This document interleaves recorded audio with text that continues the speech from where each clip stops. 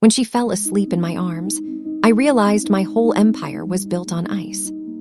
The view from the top is freezing. I am what you'd call a titan of industry. That's what the magazines say, anyway. At 45, I have a net worth that starts with a B, a penthouse view that overlooks the entire city, and a silence in my life so loud it sometimes rings in my ears. I built my life around efficiency. People were assets or liabilities.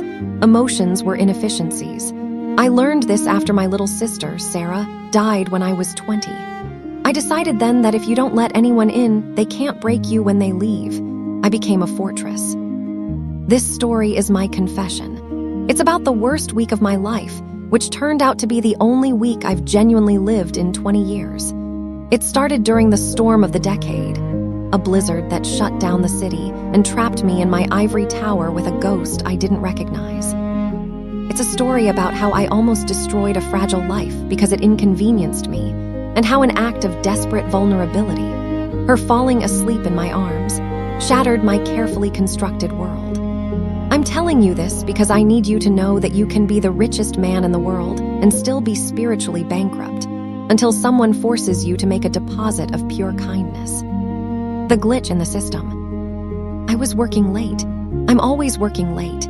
The blizzard was howling outside, battering the glass of my 50th floor office. The city below was already a whiteout. I was wrapping up an acquisition email that would ruin a competitor when I heard a noise in the emergency stairwell corridor near my private elevators. Nothing happens on my floor that I don't authorize. I walked out, annoyed, expecting a lazy janitor or a security guard shirking their rounds. It wasn't a guard. Tucked into the alcove behind a large potted plant, curled up on the freezing marble floor, was a girl. She couldn't have been older than 22. She was wearing an oversized, threadbare denim jacket that offered zero protection against the winter, and her sneakers had holes near the toes. My first instinct, and I hate myself for admitting this now, was irritation. This was a breach of security, a variable I hadn't accounted for. I actually reached for my phone to call building security to have her removed. I was going to throw a shivering girl out into a blizzard because she was cluttering my hallway. Reflection, looking back, that moment defines who I had become. I didn't see a human being in distress. I saw a glitch, a mess that needed cleaning. It chills me more than the storm outside ever could to know that I was seconds away from making a call that might have ended her life that night. The storm inside and out. As my thumb hovered over the call button, the building lights flickered. The backup generators kicked in with a low hum. The storm had knocked out the main grid. The noise startled her. She jerked awake, her eyes wide with terrified animal panic. They were impossibly big in her gaunt face.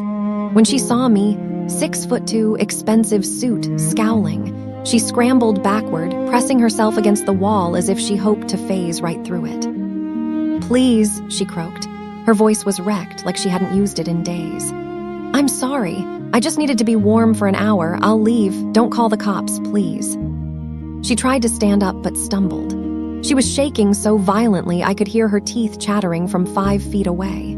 She was clearly hypothermic, starved, or both. I looked at the snow whipping horizontally past the window. Sending her out, there was a death sentence. The efficient part of my brain warred with a buried, dusty instinct I hadn't felt since Sarah died. The instinct to protect. "Sit down before you fall down," I snapped, harsher than I intended. I hung up the phone. "You can't go out there, you'll freeze." Reflection, this was the first crack in the armor. I didn't offer help because I was kind. I offered it because the alternative was too messy, even for me. I was angry at the situation, angry at her for existing in my space, and angry at myself for hesitating. I was still the villain of this story. The Ivory Tower prison. I unlocked my private office suite and gestured for her to follow. She hesitated, terrified, looking like a stray dog expecting a kick. "I'm not going to hurt you," I said, trying to soften my voice and failing. "Come in, it's warmer." My office is bigger than most people's houses. Leather couches, a private bar, a fireplace that costs more than a car. She stood by the door, dripping melted snow onto the hardwood, afraid to touch anything.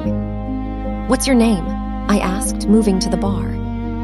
"Maya," she whispered. I poured 2 glasses of very expensive bourbon. I handed her one. "Drink, it'll warm you up." Then I threw a cashmere throw blanket from my couch at her. It landed awkwardly on her head. For the next 3 hours, the storm raged. We were trapped. I sat at my desk, pretending to work. She sat on the very edge of the leather sofa, wrapped in the blanket, staring at the fire. The silence was excruciating. I was trapped in a luxury cage with a reminder of everything I tried to ignore about the real world. Reflection, the proximity was agonizing. I was used to controlling every interaction. With Maya, I had no control. She was a raw nerve in my sterilized environment. I felt a strange resentment that she was forcing me to acknowledge her humanity. I wanted her to be an abstract statistic, not a shivering girl on my $20,000 sofa. The turning point.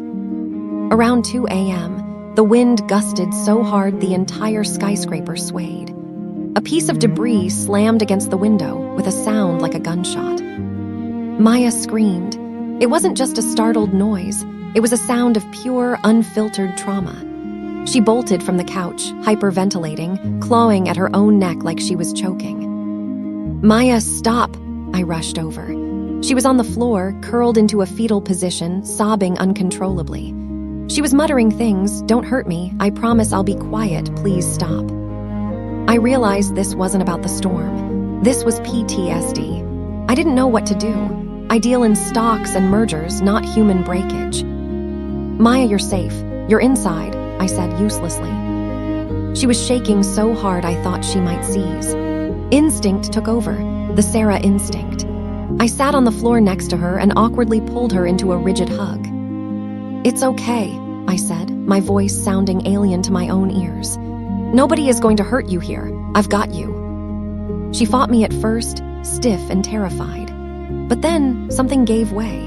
She collapsed against my chest, gripping my expensive shirt with dirty hands, sobbing into my shoulder.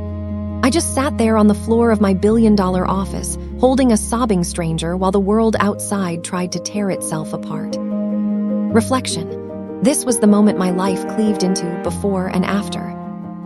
Holding her, feeling the absolute fragility of her existence against my own armored life, terrifyingly reminded me of holding my sister as she died in the hospital. The ice around my heart didn't just crack, it shattered. I wasn't a CEO in that moment. I was just a human being offering the only thing I had, presence. The weight of sleep. The crying eventually stopped, replaced by deep, shuddering breaths. I kept waiting for her to pull away, but she didn't. The adrenaline faded and exhaustion took her. She fell asleep, right there in my arms on the hardwood floor. I couldn't move. If I shifted, I'd wake her, and I knew she hadn't slept safely in a very long time. My legs started to cramp. My arm went numb under her weight. I just sat there, staring at the ceiling, listening to the wind howl and the soft sound of her breathing. For the first time in 20 years, I wasn't thinking about the markets. I wasn't thinking about acquisitions. I was thinking about how light she felt and how heavy the burden of her safety suddenly felt on my shoulders. I looked down at her face, relaxed in sleep, the terror finally gone, and saw the innocent kid she was supposed to be. I realized with a sickening lurch that I had achieved everything I ever wanted, and I had absolutely nothing of value. Reflection, that hour I spent trapped under her sleeping form was the most important board meeting of my life. I confronted the emptiness of my existence. I had money, power, and respect born of fear. But this girl, with nothing but a denim jacket, had more courage in her pinky finger than I had in my whole body. She was surviving. I was just existing. The morning after, and the intrusion. I must have dozed off. I woke up to blinding sunlight glaring off the snow-covered city. The storm had broken. Maya was still asleep, but she stirred as I moved my cramped arm. She shot up, instantly panicked again, until she looked around and remembered where she was. She looked at me, then down at herself, realizing she had been sleeping on me. She turned beet red. "Oh my God, I'm so sorry. I didn't mean to, I should go." She scrambled to her feet, gathering the cashmere blanket like a shield. "You're not going anywhere yet," I said, standing up and groaning as my back popped. "There's 3 feet of snow out there, and you need food." Before she could argue, the private elevator pinged. The doors slid open, and out stepped Marcus, my COO and business partner for 15 years. Marcus is a shark in a better suit than mine. He stopped dead. He looked at me, rumpled and unshaven. He looked at Maya, looking like a terrified refugee in my blankets. He looked at the 2 glasses of bourbon on the table. "Elias," Marcus said, his voice dripping with icy insinuation. "Care to explain why there's a vagrant in the executive suite? The board isn't going to like this optic." Reflection, the real world came crashing back in. Marcus represented everything my life was built on: appearances, judgment, and ruthless pragmatism. The old Elias would have immediately thrown Maya under the bus to appease Marcus. I felt the familiar pull to rationalize, to dismiss her. The dilemma. "She's not a vagrant, Marcus. Her name is Maya. She got trapped by the storm," I said, trying to sound authoritative. Marcus laughed, a sharp, barking sound. "Maya, Elias, look at her. She's a liability. If the press gets a hold of this, billionaire CEO hosts homeless girl in penthouse. Do you know what that does to our stock pending the merger?" He pulled out his phone. "I'm calling security. They can escort her out the back way before the staff arrives." Maya shrank into herself. "It's okay," she whispered to me. "He's right. I'll go, thank you for the floor." She started walking toward the elevator. She was giving up. She was used to being discarded. This was the test, the AITA moment. My reputation, my merger, my comfortable, icy world versus what? A girl I met 10 hours ago. Marcus had his thumb on the call button. "Last chance, Elias, be smart." Reflection, it would have been so easy to let her go, to let Marcus handle the mess. It was the logical, business decision move, but I could still feel the weight of her sleeping head on my chest. I knew that if I let her walk into that elevator, the last decent part of me would leave with her. The choice. "Put the phone down, Marcus," I said. My voice was quiet, but it had the tone I use when I'm about to hostile take over a company. Marcus looked at me stunned. "Excuse me." I walked past him to the elevator and stood in front of the doors, blocking Maya's exit. "She stays," I said. "And if you call security, you can call your lawyer right after, because you'll need to negotiate your severance package." Marcus turned pale. He knew I wasn't bluffing. I am ruthless when I make a decision. He lowered the phone. "You're making a mistake, Elias. This is emotional. It's weak." "Maybe," I said, looking at Maya, who was staring at me like I was an alien creature that had just saved her life. "But it's my call." Marcus huffed, adjusted his tie, and stepped back into the elevator. "Fix this before the board meeting on Monday," he hissed before the doors closed. I turned to Maya. She was trembling again, but not from cold this time. "Why did you do that?" she asked, her voice breaking. "You don't even know me." "I know you're a human being," I said, "and I know I'm done treating people like they aren't." Reflection, burning a bridge with Marcus was terrifying. It was the first time in decades I prioritized morality over profit. It felt reckless. It also felt incredibly liberating. I had used my power to protect someone instead of crushing them. The fallout and the truth. The next few days were surreal. I didn't send Maya away. I set her up in the guest suite of my penthouse apartment upstairs. I bought her clothes, not flashy stuff, just warm, clean things. I had my private chef cook her meals that didn't make her sick from rich ingredients. We talked. I learned her story. It was the classic tragedy of the system failing someone.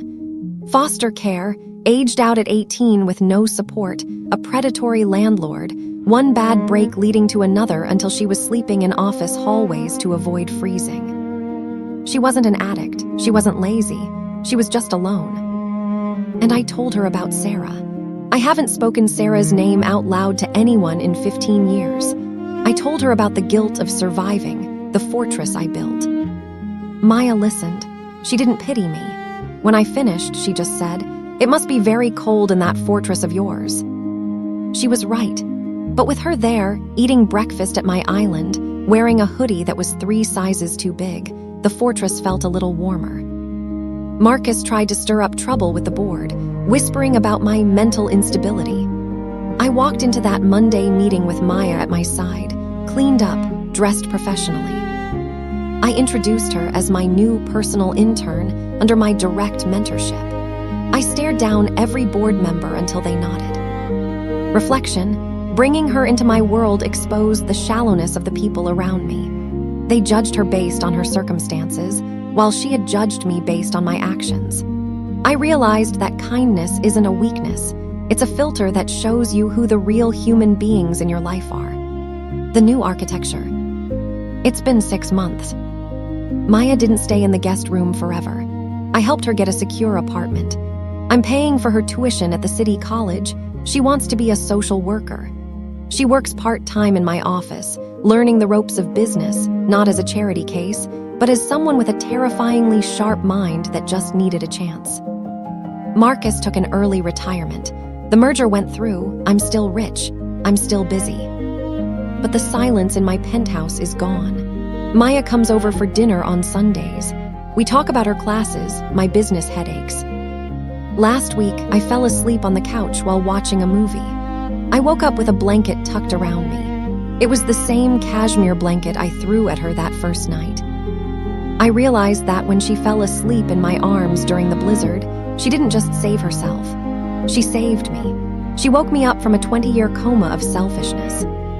Reflection, the moral isn't that rich people should rescue poor people. The moral is that we are all desperate for connection, and sometimes the people we think are beneath us are the only ones holding the ladder to climb out of our own personal hells. Kindness is a boomerang. You throw it out when you think you can't afford it, and it comes back to you when you need it most. The true value of an empire. I built an empire of ice. It was impressive, efficient, and dead. It took a blizzard and a frightened girl to show me that an empire without humanity is just a graveyard with a nice view. Kindness matters because the world is brutal enough without us adding to the cold. You don't need $1 billion to change a life. Sometimes, you just need to sit on the floor and hold someone while they cry until they feel safe enough to sleep. If you see someone sleeping in the cold of your own life, a person, an opportunity to help, a chance to forgive, don't call security. Don't shut it out. Bring it in. It might just be the thing that wakes you up.